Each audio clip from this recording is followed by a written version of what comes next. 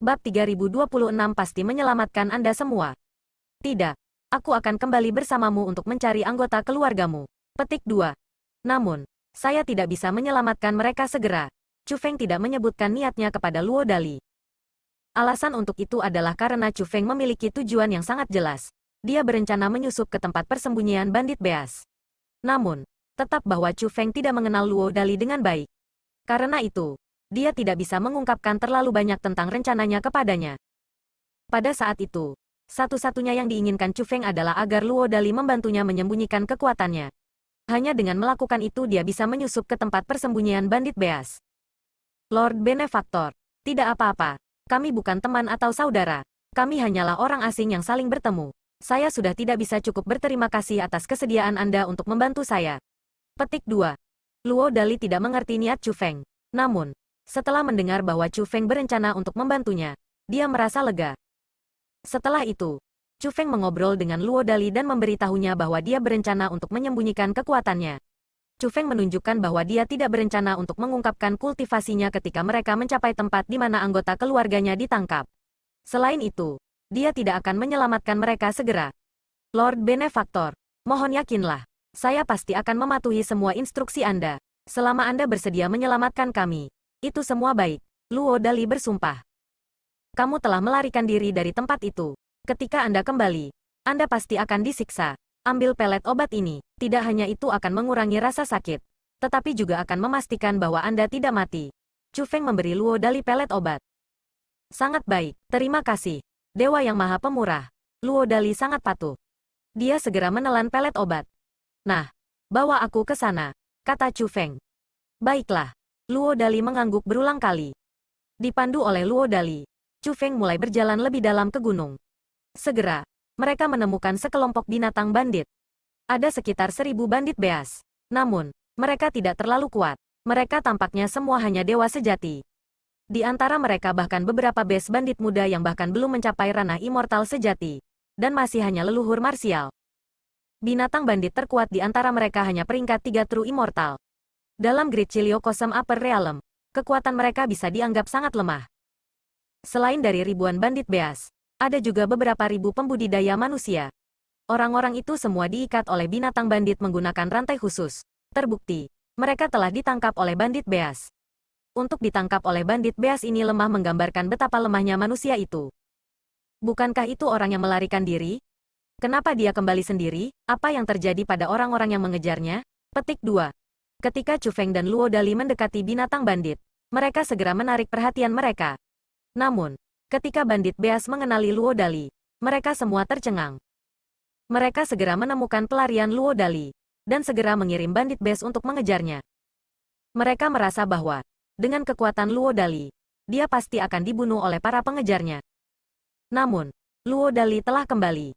Namun, binatang bandit yang mengejarnya tidak terlihat. Tuanku, tuanku, aku tahu kesalahanku sekarang. Seharusnya aku tidak mencoba melarikan diri. Saya ingin bersama keluarga, bahkan jika saya dipaksa untuk bekerja seperti sapi atau kuda, saya akan lebih dari bersedia. Tuan-tuan, aku mohon padamu, tolong selamatkan hidupku. Saya tidak akan pernah berani melarikan diri lagi. Tidak pernah berani melarikan diri lagi. Petik 2. Setelah ditemukan oleh bandit beas, Luo Dali segera berlutut di tanah dan mulai bersujud kepada mereka.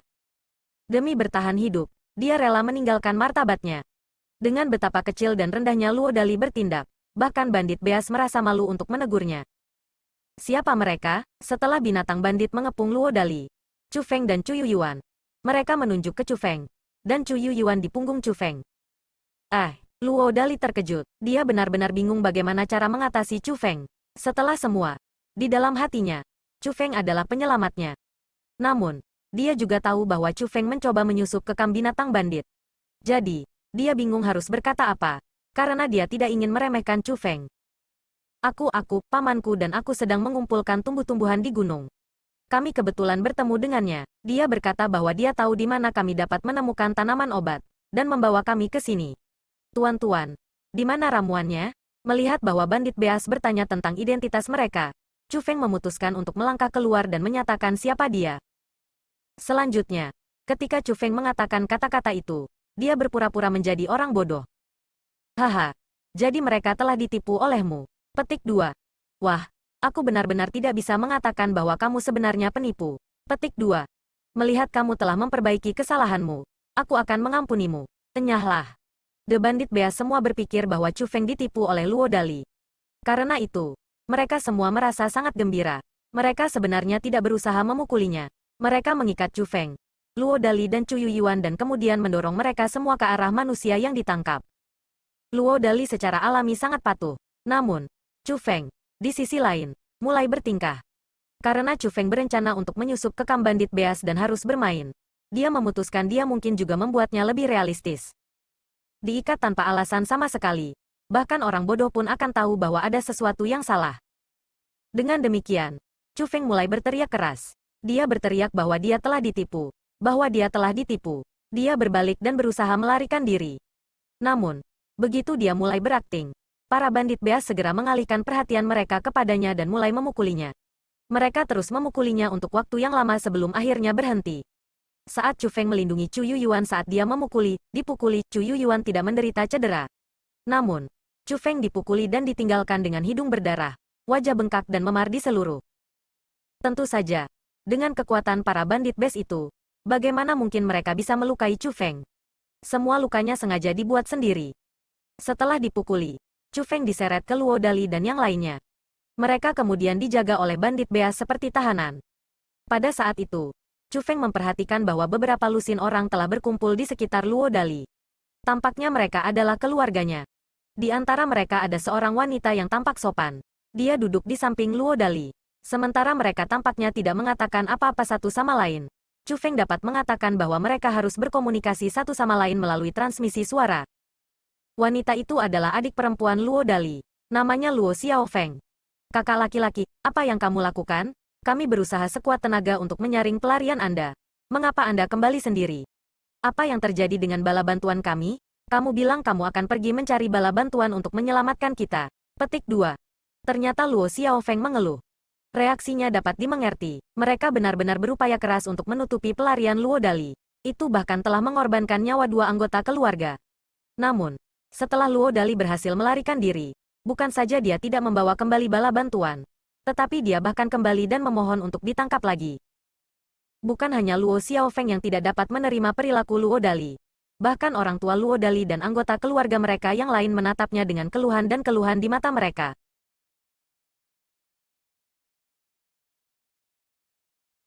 7. Bab 3027 Jenius Budidaya Bela Diri. Luo Dali adalah seseorang yang peduli dengan reputasinya. Ditegur oleh keluarganya sedemikian rupa menyebabkan dia merasa sedih. Setelah beberapa saat ragu, dia berkata melalui transmisi suara, "Adik perempuan, Anda salah menuduh saya. Saya telah membawa kembali pembantu. Namun, Anda harus merahasiakan ini. Anda tidak boleh mengungkapkan masalah ini.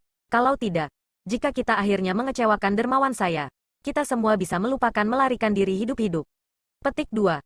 Luo Dali tidak hanya mengucapkan kata-kata itu dengan sangat hati-hati, tetapi dia bahkan menggunakan nada yang dipenuhi dengan rasa hormat dan hormat ketika dia mengucapkan kata, dermawan.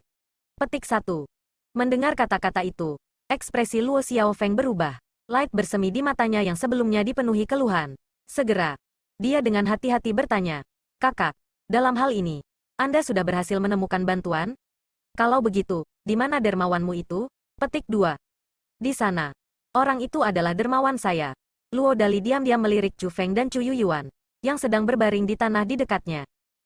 "Ini pria tua itu?" Luo Xiaofeng bertanya. "Tidak. Itu anak muda itu," kata Luo Dali. "Kakak, lihat situasi kita sekarang. Bagaimana Anda bisa membuat lelucon semacam ini pada saat seperti ini?"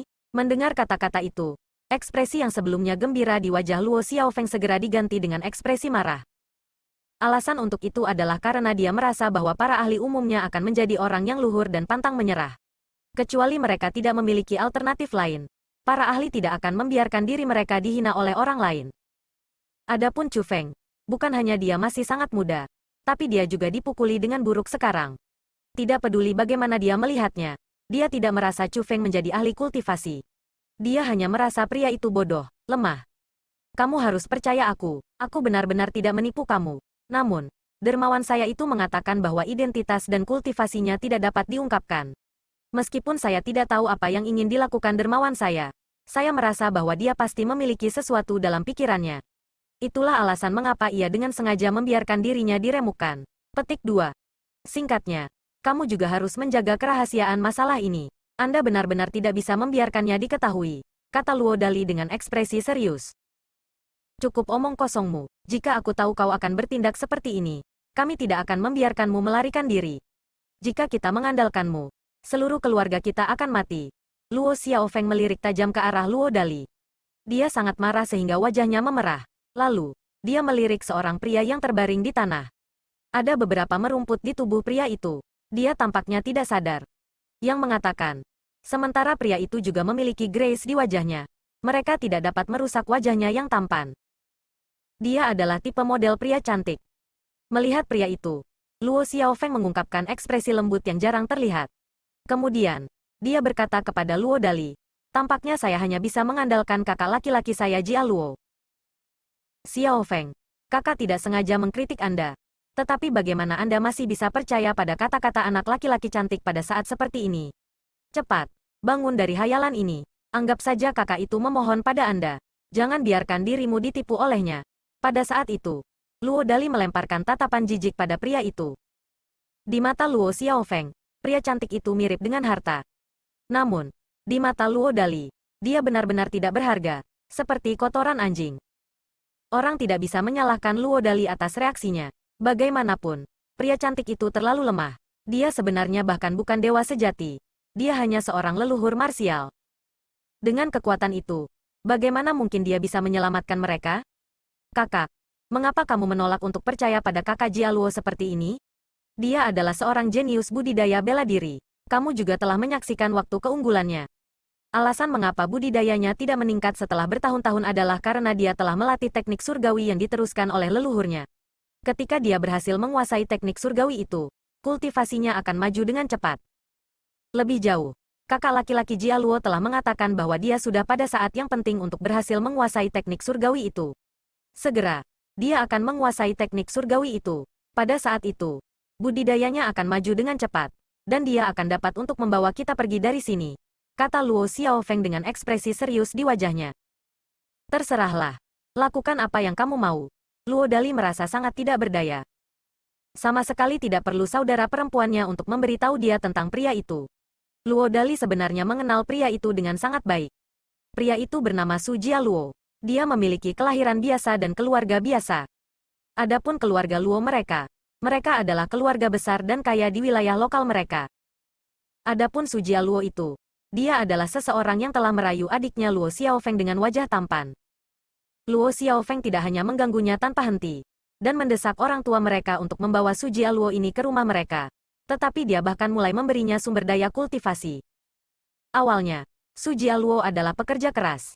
Kecepatan peningkatan kultivasinya bahkan bisa dikatakan sangat cepat. Pada suatu waktu, bahkan Luo Dali sangat menghargai Su Jia Luo. Selain itu, kepala keluarga Luo mereka, yang juga ayah Luo Dali, ingin mengatur pernikahan antara Su Jia Luo dan Luo Xiaofeng. Dia ingin mereka menikah untuk mengikat kejeniusan ini dengan keluarga Luo mereka. Namun, Su Jia Luo tiba-tiba mengajukan permintaan, mengatakan bahwa keluarga mereka memiliki ajaran leluhur bahwa ia tidak dapat menikah atau melakukan hubungan ual sebelum ia menguasai teknik surgawi yang diwarisi. Kalau tidak, dia tidak akan bisa melatih teknik surgawi. Apa yang dikatakan Su Jia Luo juga bukan klaim acak. Dia benar-benar mengeluarkan sebuah buku yang disebut keterampilan rahasia teknik surgawi. Selain itu, ia menyatakan bahwa keterampilan rahasia adalah sesuatu yang diturunkan oleh leluhur keluarga Su mereka, yang hanya dapat dipahami oleh orang-orang dari keluarga Su mereka. Benar saja, orang-orang keluarga Luo tidak dapat memahami keterampilan rahasia itu. Namun, sepertinya itu tidak biasa. Dengan demikian, orang-orang dari keluarga Luo mereka akhirnya percaya pada Su Jia Luo. Selain itu, kepala keluarga Luo, ayah Luo Dali, telah menentukan Su Jia Luo menjadi jenius. Dengan demikian, dia tidak hanya setuju untuk menunda pernikahan antara Su Jia Luo dan Luo Xiaofeng, tetapi dia bahkan mulai memberikan sebanyak mungkin bantuan kepada Su Jia Luo. Dia mulai memberi Su Jia Luo segala macam barang sehingga dia bisa berlatih dalam apa yang disebut teknik surgawi. Dalam sekejap mata, Su Jia Luo telah berlatih teknik surgawi itu selama lebih dari 100 tahun. Dalam 100 tahun lebih, kultivasinya tidak meningkat sama sekali. itu tetap di puncak martial ancestor sepanjang waktu. Meskipun budidaya Su Jialuo sama sekali tidak meningkat, Su Jialuo tetap berada di keluarga Luo mereka dan memuat lebih dari 100 tahun sumber daya budidaya. Demi memelihara Su Jialuo, keluarga Luo bisa dikatakan menderita kerugian besar. Mereka hampir menghabiskan setengah dari seluruh kekayaan keluarga mereka. Dengan demikian, Luo Dali bertekad bahwa Su Jialuo adalah seorang bocah lelaki yang telah menipu mereka untuk makanan, minuman dan sumber daya budidaya. Namun, dia adalah satu-satunya orang yang berpikir seperti itu. Adik perempuannya, orang tuanya dan bahkan orang-orang lain dari keluarga Luo semua dengan kuat percaya bahwa teknik surgawi yang dilatih Su Jialuo benar-benar nyata.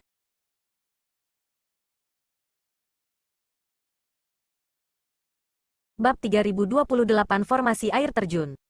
Semua orang dari keluarga Luo merasa bahwa Su Jialuo adalah seorang jenius kultivasi yang sebenarnya. Mereka semua merasa bahwa suatu hari nanti dia akan menjadi naga dan terbang ke langit. Pada saat itu, keluarga Luo mereka juga akan menikmati cahayanya.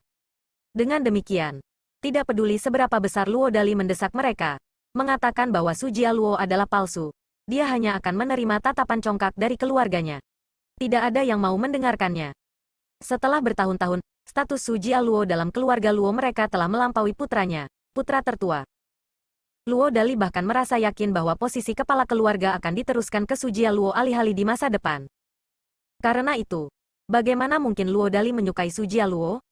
Chu Feng tidak mendengar percakapan antara Luo Dali dan adik perempuannya. Namun, Chu Feng bisa menebak apa yang mereka bicarakan berdasarkan ekspresi mereka.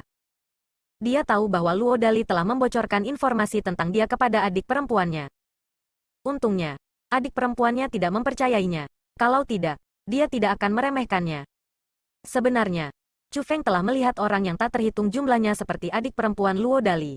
Chu Feng tidak peduli apa yang dia pikirkan tentang dia.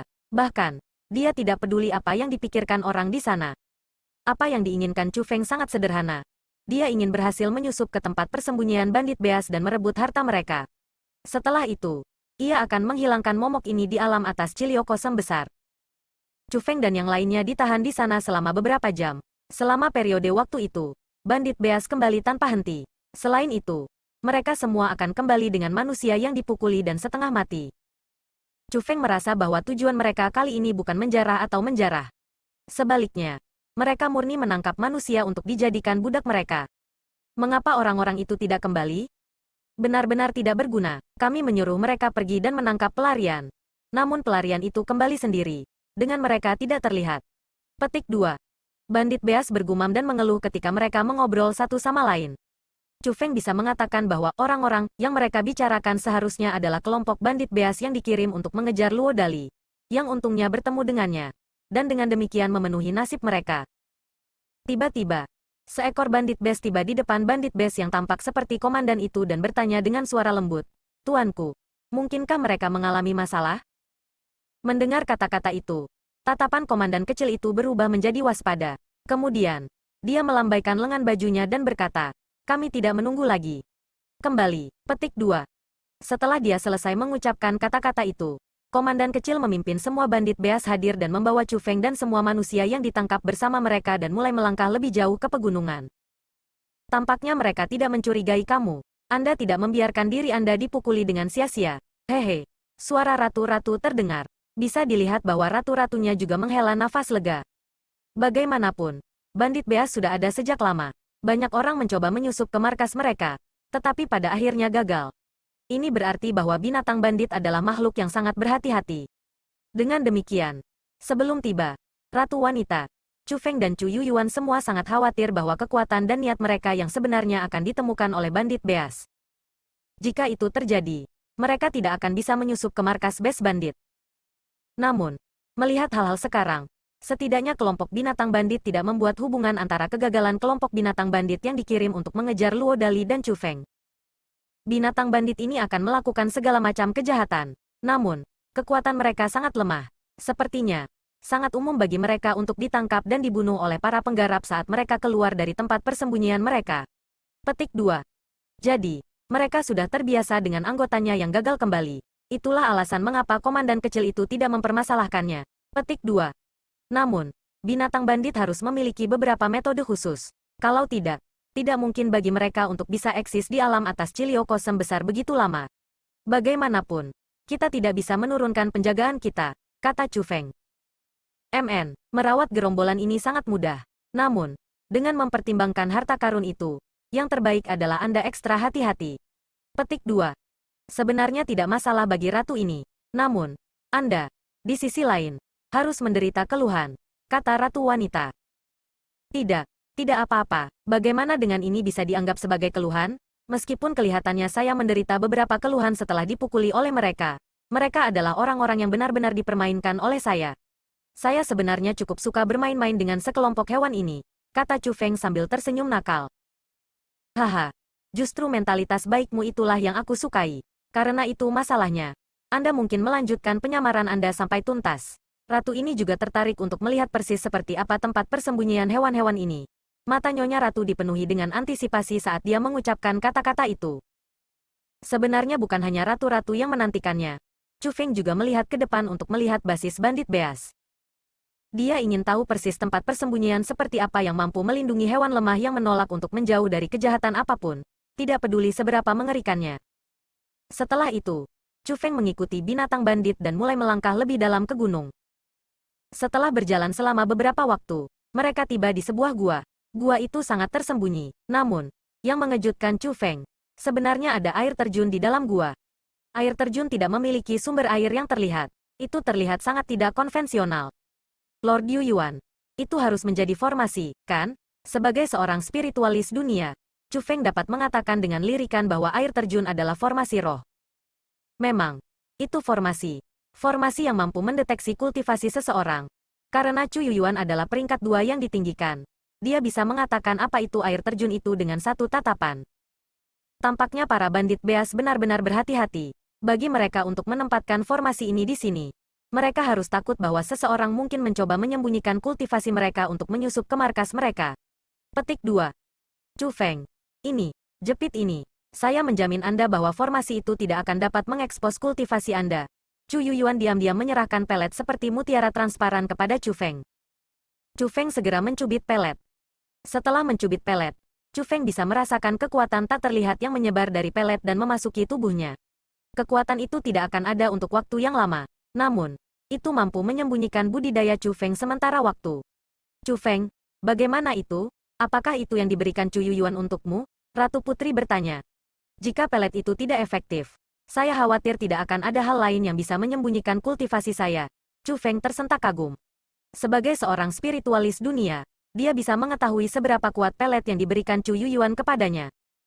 Meskipun efek pelet itu hanya bersifat sementara, ia mampu benar-benar menyembunyikan budidaya Chu Feng ketika itu berlaku. Harta karun seperti itu pasti sangat berharga.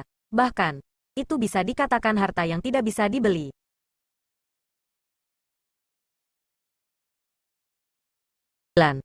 Bab 3029 Penyembunyian yang berhasil. Setelah tiba di air terjun, orang-orang mulai berjalan melewati air terjun secara berurutan. Sementara ini terjadi, sebuah batu kecil telah muncul di tangan Komandan Bandit Bes. Tepatnya, itu sebenarnya lebih mirip pelat judul daripada batu. Setiap kali seseorang melewati air terjun, serangkaian angka akan ditampilkan pada pelat judul itu. Angka tersebut menunjukkan budidaya orang yang telah berjalan melalui air terjun. Pada awalnya, angka-angka yang muncul semuanya sama. Namun, ketika seorang lelaki tua berjalan melewati air terjun, ekspresi komandan berubah sangat besar. Komandan Bandit Bes menunjuk ke orang tua yang telah melewati air terjun dan berteriak, kamu benar-benar menyembunyikan kultivasi kamu. Apakah Anda mencoba menyusup ke dalam ras kami? Laki-laki, tangkap dia. Petik 2. Wahahaha. Lelaki tua ini awalnya bingung mengapa air terjun seperti itu akan muncul di tempat seperti ini. Ternyata air terjun ini sebenarnya adalah formasi yang mampu mengekspos kultivasi seseorang. Petik 2. Itu mengatakan, jadi bagaimana jika aku ditemukan oleh kalian semua? Hanya dengan kekuatanmu. Bagaimana mungkin kau bisa menangkap pria tua ini? Petik 2. Setumpuk binatang. Orang tua ini tidak hanya akan membunuh kalian semua, tapi aku juga akan mengambil harta karunmu. Petik 2. Setelah kultivasinya terbuka, pria tua itu segera mengubah sikapnya dan mulai tertawa mengejek. Pada saat itu, kultivasinya juga sangat berubah. Dari peringkat 9 Martial Ancestor, dia menjadi peringkat 5 True Immortal. Kekuatannya melampaui semua bandit beas yang hadir. Setelah semua, Komandan Bandit Base hanya peringkat 3 True Immortal. Namun, tepat pada saat pria tua itu merasa sangat bangga dengan dirinya sendiri, tepat ketika dia akan membantai semua bandit beas, sinar cahaya tiba-tiba terbang keluar dari jauh di dalam gua dan menusuk ke orang tua itu. Saat berikutnya, pria tua itu jatuh ke tanah dengan tak percaya. Dia telah meninggal. Ada seorang ahli di dalam gunung. Itu peringkat 9 True Immortal. Petik 2. Ekspresi Chu Feng berubah. Sebelum peringkat 9 True Immortal bertindak untuk membantai orang tua itu, bahkan Chu Feng tidak dapat mendeteksi keberadaannya di dalam gua. Selain itu, setelah individu itu menyerang dan membunuh orang tua itu, auranya segera menghilang. Namun, auranya jelas ditangkap oleh Chu Feng saat dia menyerang pria tua itu. Memang ada peringkat 9 True Immortal yang tersembunyi di dalam gua. Selanjutnya, individu itu harus memiliki kemampuan penyembunyian yang luar biasa. Jika tidak mungkin bahkan Chu Feng hanya dapat mendeteksi keberadaannya ketika dia menyerang. Apakah kamu benar-benar berpikir ras kita penuh dengan orang bodoh? Hanya peringkat 5 immortal sejati yang ingin menyusup ke dalam ras kita? Melihat mayat lelaki tua itu, sang komandan mengeluarkan tawa mengejek. Kemudian, dia berteriak, lanjutkan. Didorong oleh bandit beas, manusia lain mulai berjalan melewati air terjun secara berurutan. Segera, giliran Gil Feng. Pada saat itu, Chu Feng sedikit khawatir, bukan karena dia khawatir tentang keselamatannya. Setelah semua, dia sudah menjadi ahli abadi surgawi. Selanjutnya, di belakangnya adalah Chu Yuyuan, pangkat 2 Ta'ala.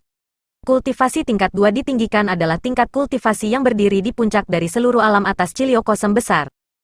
Meskipun Chu Yuyuan terluka serius, tetap saja dia adalah peringkat 2 yang ditinggikan. Dia masih sangat kuat sehingga dia bisa dengan mudah membantai semua keberadaan di bawah tingkat 2 budidaya tingkat tinggi. Dengan keberadaan seperti itu di sisinya, bagaimana bisa Chu Feng khawatir tentang keselamatannya sendiri? Apa Chu Feng khawatir tentang kultivasinya yang terkena? Jika budayanya terbuka, dia akan kehilangan kesempatan ini untuk menyusup ke tempat persembunyian bandit beas. Jika itu terjadi, Chu Feng akan melalui semua masalah ini dengan sia-sia. Ketika Chu Feng hendak melewati air terjun, Luo Dali mengungkapkan ekspresi khawatir. Dia tahu bahwa Chu Feng harus sangat kuat, dan jelas bukan dewa sejati biasa. Namun, dia hanya membayangkan kultivasi Chu Feng paling banyak berada di peringkat 3 dari peringkat 4 immortal sejati. Orang tua itu sebelumnya adalah peringkat 5 True Immortal. Namun, dia masih terbunuh oleh satu serangan. Luo Dali khawatir bahwa kultivasi Chu Feng akan terekspos, dan bahwa ia akan berakhir menderita nasib yang sama seperti orang tua itu sebelumnya. Jika itu terjadi, Luo Dali akan merasa sangat bersalah. Bagaimanapun, masalah ini pada awalnya tidak berhubungan dengan Chu Feng. Dialah yang meminta Chu Feng untuk menyelamatkan mereka. Jika Chu Feng menderita kemalangan apapun, dia akan merasa seolah-olah dia yang telah melukainya. Sementara Luo Dali menatap Chu Feng dengan ekspresi khawatir di wajahnya. Luo Xiaofeng mengamati Chu Feng dan plat judul di tangan Komandan Bandit Base dengan ekspresi tertarik di wajahnya. Meskipun dia tidak percaya pada klaim Luo Dali tentang Chu Feng sebagai ahli budidaya bela diri, dia masih ingin memverifikasi tebakannya. Pada saat yang sama, dia merasakan sedikit antisipasi penuh harapan. Namun, ketika Chu Feng berhasil melewati air terjun, Luo Xiaofeng mengungkapkan ekspresi kecewa. Selanjutnya, dia melihat ke Luo Dali dan berkata melalui transmisi suara, "Apakah dia ahli kultivasi yang kamu bicarakan?" Alasan mengapa Luo Xiaofeng bertindak dengan jijik seperti itu karena dia telah memperhatikan bahwa budidaya Chu Feng ditunjukkan oleh plat judul hanya menjadi peringkat 1 leluhur marsial. Hanya 1 peringkat leluhur marsial, belum lagi menyelamatkan mereka. Dia bahkan tidak akan memiliki kekuatan untuk melindungi dirinya sendiri. Dia hanyalah individu terlemah di antara semua orang yang hadir. Adapun Chu Yuyuan, budidayanya juga ditampilkan di plat judul setelah Chu Feng. Kultivasinya yang ditunjukkan jauh lebih kuat daripada Chu Feng. Namun, budidayanya ditampilkan hanya sebagai peringkat 9 leluhur marsial. Demikian juga, dia tidak bisa memasuki mata tajam Luo Xiaofeng. Setelah semua, dia adalah peringkat 1 True Immortal. Namun, Luo Dali memiliki ekspresi gembira di wajahnya. Meskipun dia tidak tahu Chu Yuyuan adalah peringkat 2 yang ditinggikan dan Chu Feng adalah peringkat 4 surgawi abadi, dia tahu bahwa Chu Feng pasti tidak selemah peringkat 1 leluhur marsial. Ini menunjukkan dua hal. 1. Budidaya Chu Feng belum diekspos. Setidaknya, ini berarti dia aman. 2. Chu Feng bahkan mungkin lebih kuat dari yang dia perkirakan. Kalau tidak, bagaimana mungkin kultivasinya tidak terpapar ketika orang tua itu dengan budidaya peringkat 5 True Immortal terpapar?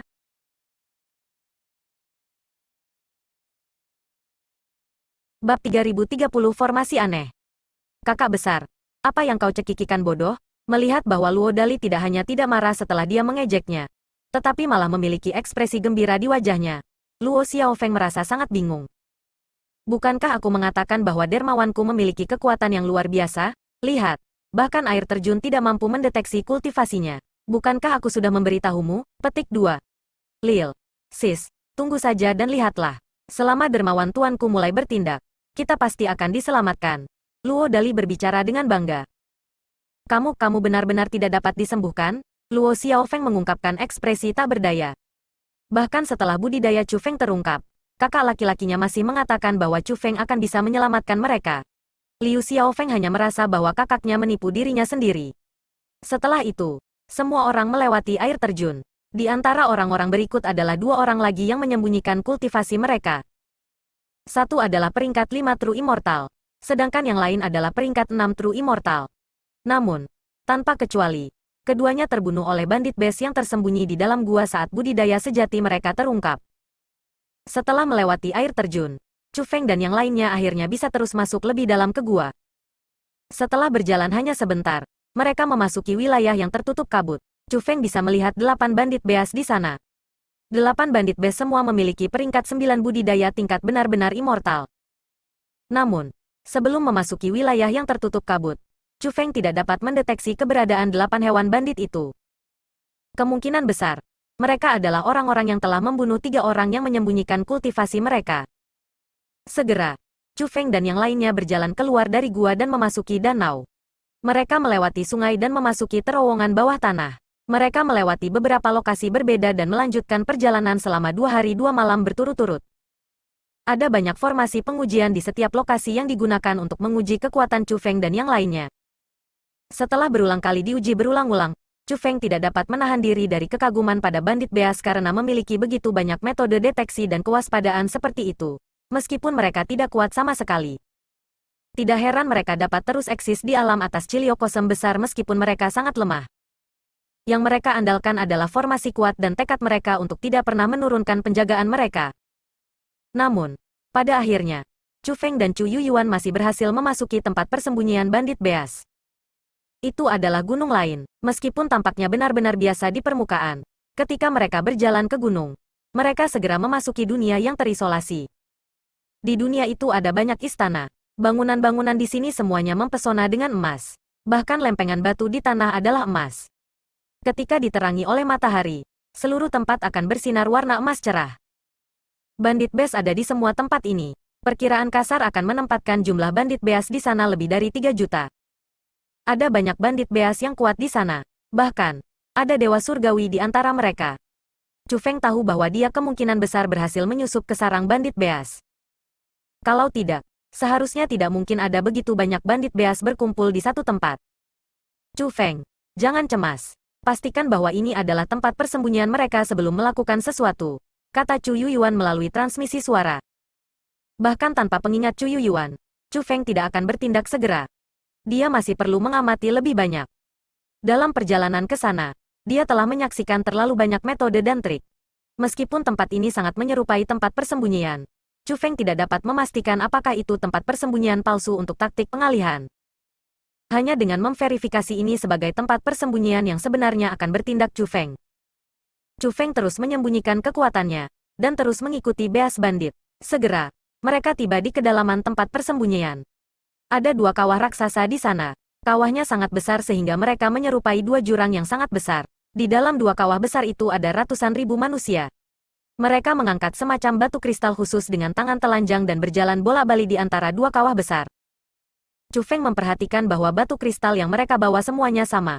Namun, batu kristal akan berubah warna tergantung pada kawah mana mereka berada. Setelah mereka berubah warna, mereka akan mengeluarkan kekuatan khusus yang akan berasimilasi ke dalam kawah sebelum kembali ke warna aslinya. Ketika batu kristal yang kembali normal dipindahkan ke kawah besar lainnya, itu akan memberikan respons yang sama seperti sebelumnya. Seperti ini, manusia terus melakukan perjalanan bola-balik antara 2 kawah. Yang mengatakan, 2 kawah besar itu jelas tidak sesederhana seperti kelihatannya. Chu Feng bisa tahu dengan pandangan bahwa kedua kawah besar itu adalah 2 formasi. Itu adalah formasi yang memasok daya, dan batu kristal adalah sumber kekuatan. Ketika batu-batu kristal dilewatkan bola-bali antara dua kawah besar, dua formasi akan dapat menghasilkan semacam kekuatan untuk memasok semacam formasi atau semacam keberadaan dengan aliran energi yang stabil. Namun, yang paling penting dari semua itu, batu-batu kristal itu tidak bisa diangkut dengan alat. Seseorang hanya bisa memindahkan mereka dengan tubuh seseorang. Namun, batu-batu kristal itu berbahaya. Mereka akan merusak jiwa seseorang. Jika seseorang tetap tinggal di dua formasi dan mengangkut batu-batu kristal di antara mereka tanpa henti, suatu hari akan terbunuh oleh korosi. Itulah tepatnya alasan mengapa semua orang di kawah tampak dalam kesehatan yang sangat lemah. Mereka semua pembudidaya bela diri, dan karenanya mereka harus sangat kuat dan sehat. Namun, mereka semua tampak sakit, lesu, dan hampir mati. Selain melakukan pekerjaan mereka tampaknya telah melupakan semua tujuan hidup. Orang-orang itu benar-benar menyedihkan. Chu Feng tahu bahwa orang-orang itu suatu hari akan mati. Mereka sama sekali tidak akan mati karena mereka mencapai harapan hidup mereka. Sebaliknya, mereka akan mati karena jiwa mereka terkorosi oleh batu-batu kristal. Sepertinya, itulah alasan mengapa bandit Beas memutuskan untuk menangkap semua manusia itu. Ketika orang-orang di dalam dua formasi, di dalam dua kawah, akhirnya akan mati. Mereka harus menangkap manusia baru sebagai budak dan melemparkan mereka ke dalam formasi sebagai pengganti. The Bandit Beas benar-benar ada lebih rendah daripada anjing dan babi. Melihat adegan ini, kemarahan di hati Chu Feng mulai melonjak. Chu Feng, kamu sudah menahannya begitu lama. Tahan sedikit saja dan amati tempat itu dengan benar. Ratu Wanita merasakan kemarahan Chu Feng, dan pelan-pelan mendesaknya untuk mengendalikan dirinya sedikit lagi. Dia tidak berharap Chu Feng merusak segalanya setelah melalui begitu banyak upaya untuk sampai ke sana. Chu Feng secara alami tahu apa yang dimaksud dengan kegagalan dalam toleransi akan merusak skema yang bagus. Karena itu, dia dengan paksa menahan amarahnya. Kemudian, dia didorong ke salah satu kawah oleh bandit Beas.